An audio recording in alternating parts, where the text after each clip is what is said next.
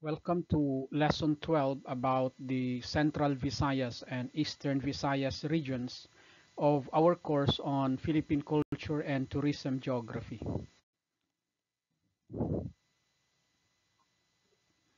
In this lesson, we will discover the geographic and political profiles of Central and Eastern Visayas, explore the rich cultural heritage, tourism attractions, and economic opportunities in these regions. So let's learn about their unique cuisines, crafts, and the programs supporting local industries and tourism. By the end of this lesson, students should be able to 1. Analyze the geographic and cultural characteristics of Central Visayas and Eastern Visayas and their impact on tourism development. And also, number 2, evaluate the programs and initiatives that promote sustainable tourism and local industry in these regions. Now, when we say Central Visayas, it comprises Cebu, Bohol, Negros Oriental, and Siquijor. By the way, as far as Negros is concerned, we have learned in our previous lesson that it is now a newly created region. But for the sake of the consistency of the existing literature, let us consider this for a while. So it is located in the central part of the Philippine archipelago, bordered by the Visayan Sea, Bohol Sea, and Camotes Sea. It is known for its tropical climate, pristine beaches, and diverse marine ecosystems. Then how about Eastern Visayas? It includes Leyte, Samar, and Biliran. It is positioned along the easternmost islands of the Visayas, facing the Pacific Ocean. It is characterized by rolling hills, mountain ranges, and lush forests. Now, how about the people of Central Visayas? The region is predominantly Cebuano speaking with a strong presence of Boholanos and other cultural groups. Then in Eastern Visayas, the region is actually known for Waray and Cebu speaking populations, showcasing a mix of indigenous and colonial influences. Now let's proceed to the political profile of these two regions.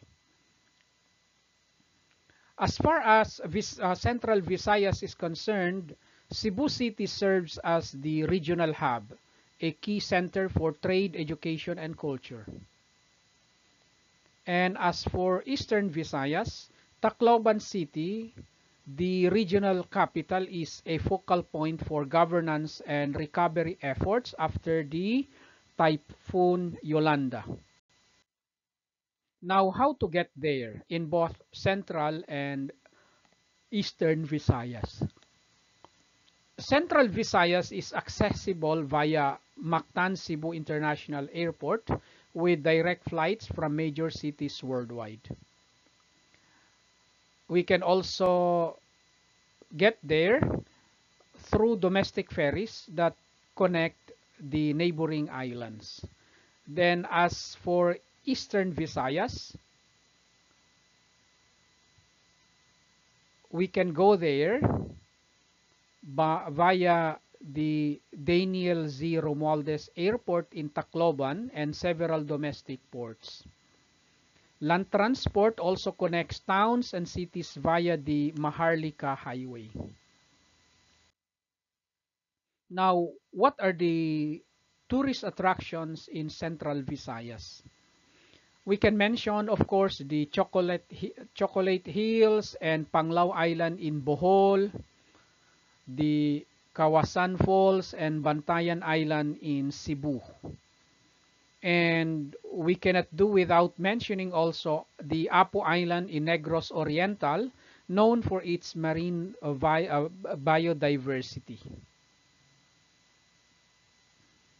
And the Siquijor's mystic attractions such as the Cambugahay Falls and healing rituals. Now, how about the tourist attractions in Eastern Visayas? In Eastern Visayas, we have the San Juanico Bridge connecting Samar and Leyte. And we have also the Sohoton Caves and Natural Bridge in Samar. And of course, the Kalangaman Island in Leyte, which is famous for its sandbars.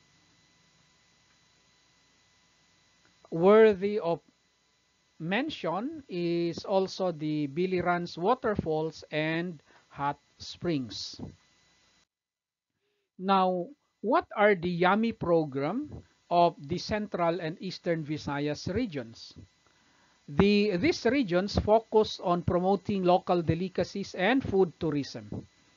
Highlights include Cebu's lechon and dried mangoes, Bohol's calamay, and latest binagol and moron. Now, how about the culture and handicrafts of these two regions in the Visayas?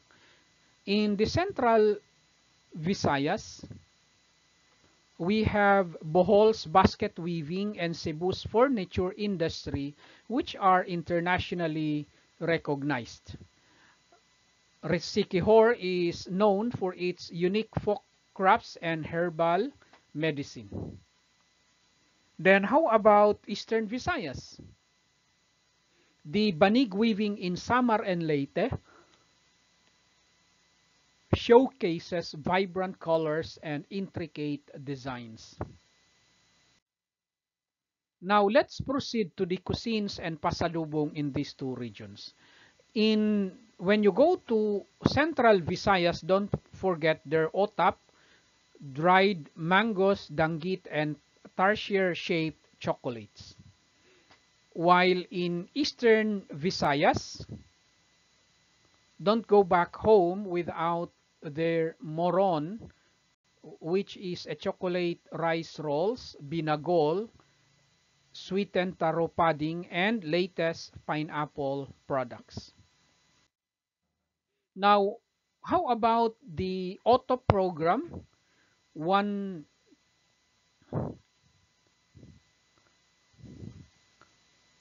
town, one product program of the DTI for the Central and Eastern Visayas regions. In the Central Visayas, we can see the promotion of Cebu's guitar industry, Bohol's calamay, and Negros Oriental's dairy products. Whereas in Eastern Visayas, the region focuses on Samar's banig, latest woven mats, and Biliran's processed agricultural goods. Now, what are our takeaways from this lesson? Central and Eastern Visayas are pivotal in the Philippines' tourism and cultural heritage. Their unique geography, vibrant cultures, and dynamic industries make them must-visit destinations. Collaborative programs like OTOP and YAMI support sustainable tourism and local businesses, preserving the region's identity while fostering economic growth. So here is the reflection point that I would like to leave to you. How can sustainable tourism in Central and Eastern Visayas be enhanced to benefit both locals and visitors? So for further study and exploration of this lesson, we have provided certain references.